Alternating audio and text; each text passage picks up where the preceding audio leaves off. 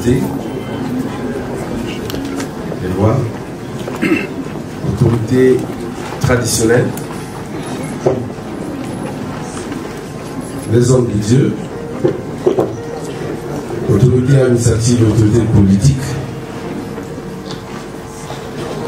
chers amis, chers invités, en vos rangs, grades et titres, la famille mondiale par ma voix vous souhaite la bienvenue en ces lieux. C'est un lieu que nous connaissons festif, qui aujourd'hui est transformé en un lieu de paix.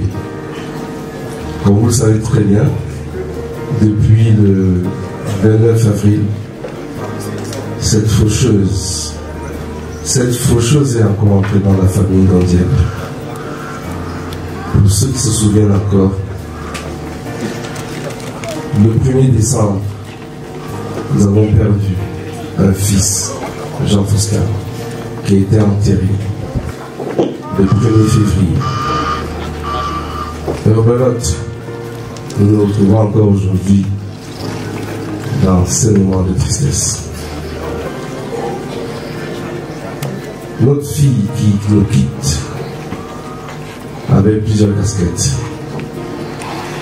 Maman Chekina, vous l'avez bien suivi. Sur le plan traditionnel, Marmando.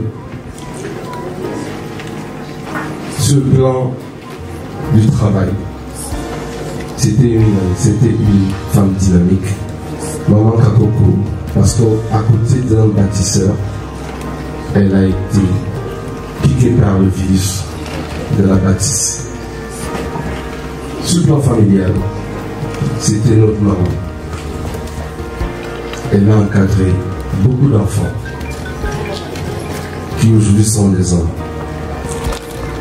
Je vais pas m'éterniser parce que le témoignage qui va suivre va donner quelques détails de sa vie. Nous vous remercions d'être venus aussi nombreux nous essuyer les larmes et nous prions que le Seigneur nous a conduits jusqu'ici pour amener chacun sans heurts dans vos différents domiciles. Merci. Bonjour à tous. Nos larmes n'ont pas séché, que nous voici de nouveau rassemblés au cri du destin. Le 1er février dernier, maman Jeannette Chekina livrait un vibrant témoignage lors des adieux à Jean Fosca, parti rejoindre Roger, gardien de but de l'équipe nationale de football du Cameroun, qui nous avait quittés trop tôt. Le lendemain, au funérailles, maman Jeannette jouait au balafon avec beaucoup de dextérité. Le troisième pilier de la famille est rompu.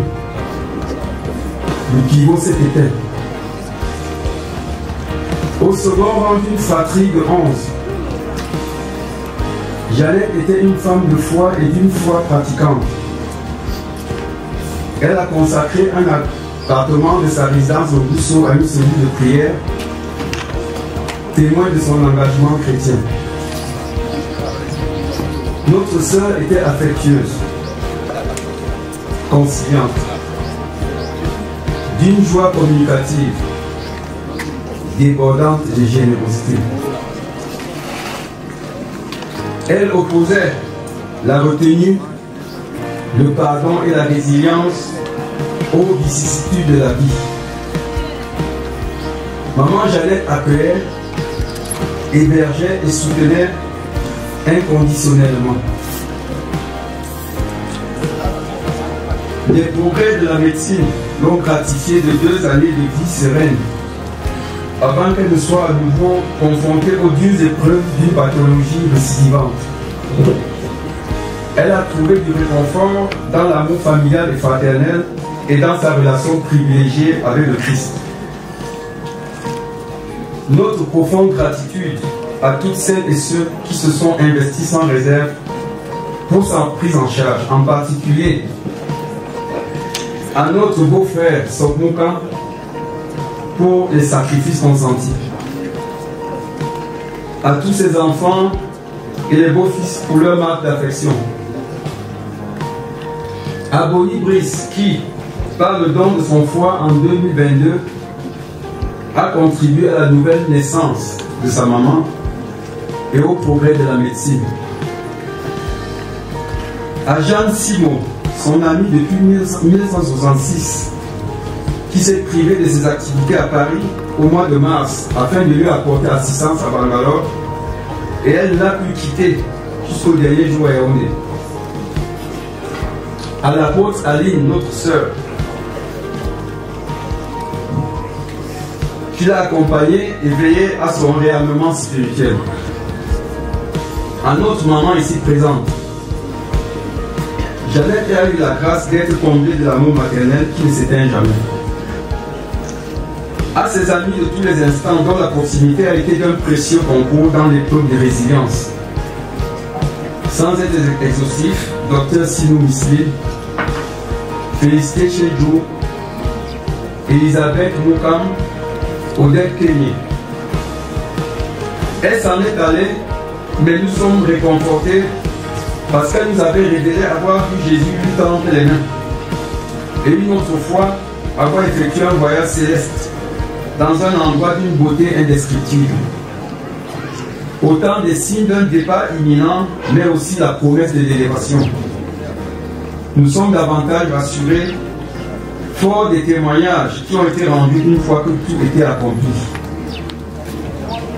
Jeannette était une femme d'impact, une personne magnifique. Puisse le Seigneur accorder à la famille un peu de répit. Merci d'être venu, merci à tous.